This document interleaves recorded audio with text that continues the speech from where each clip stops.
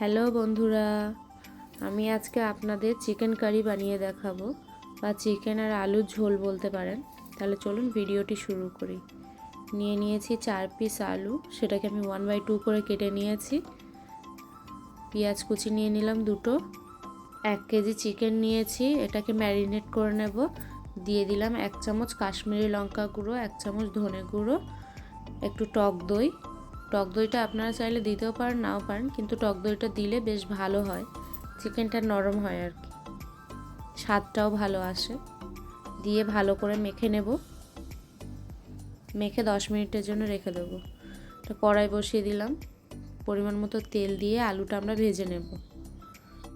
আলু ভাজার সময় অবশ্যই একটু নুন আর হলুদ দিয়ে দিতে হবে, এতে করে কালারটাও সুন্দর আসে। আর বেশি পরিমাণ ভাজার দরকার নেই, হালকা করে ভেজে উঠিয়ে নিলে হবে। এই তেলের মধ্যে দিয়ে দেব কিছু গোটা মশলা, তারপর দিয়ে দেব পেঁয়াজ।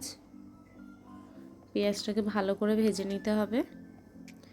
পেঁয়াজে কালার চলে আসলে এর মধ্যে দিয়ে দেব আদা রসুন বাটা, হলুদ গুঁড়ো, জিরে গুঁড়ো, লঙ্কা গুঁড়ো, নুন। একটু খেয়াল করে দেখলেই বুঝতে পারবেন এই মশলাগুলো আমি ম্যারিনেট করার টাইমে দিইনি। দিয়ে দেব কিছু টমেটো কুচি, অল্প একটু জল দিয়ে দেব যাতে মশলাটা না পুড়ে যায়। মশলাটা ভালো করে কষিয়ে নিয়ে এবার আমি ম্যারিনেট করা চিকেনগুলো দিয়ে দেব। চিকেনগুলো দিয়ে ভালো করে নেড়েচেড়ে মিশিয়ে নিয়ে এবার আমি 5 থেকে 7 মিনিটের জন্য ঢেকে রাখবো। এতে দেখবেন চিকেন থেকে অনেকটা জল বেরিয়ে আসবে।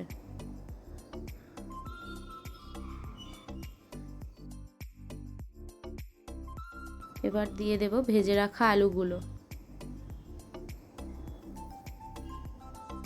দিয়ে আবারও ভালো করে মিশিয়ে নেব। আবার একটুখানি ঢেকে দেব 2 মিনিটের জন্য।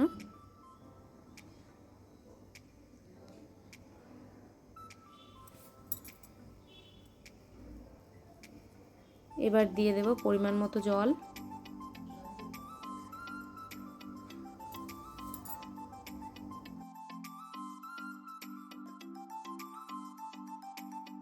আলু এবং মাংসটা সিদ্ধ হওয়া পর্যন্ত ঢেকে দেব। মাঝে মাঝে ঢাকনা খুলে একটু নেড়ে দেবেন যাতে সবগুলো আলু চিকেন সব সিদ্ধ হয়ে যায় ঠিক করে।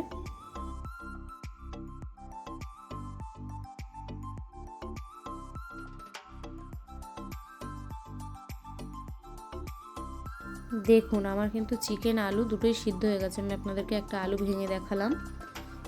আবার আমি কিছুক্ষণের জন্য ঢেকে দেব। দিয়ে ঝোলটা যখন কমে আসবে তখন 2টো কাঁচা লঙ্কা আর ধনেপাতা কুচি দিয়ে দিলাম। দিয়ে ভালো করে মিশিয়ে নেব। এবার দিয়ে দেব ওপর থেকে একটু গরম মশলা। গরম মশলাটা দিয়ে ভালো করে মিশিয়ে নেব, নিয়ে 5 মিনিটের জন্য ঢেকে দেব। দেখুন চিকেন আমার রেডি হয়ে গেছে, কি সুন্দর কালার এসছে চিকেন কারির। আপনারা ঝটপট বাড়িতে এইভাবে বানিয়ে খেতে পারেন। ভিডিওটি ভালো লাগলে লাইক কমেন্ট শেয়ার করে দেবেন, সাবস্ক্রাইব করে পাশে থাকবেন। ধন্যবাদ।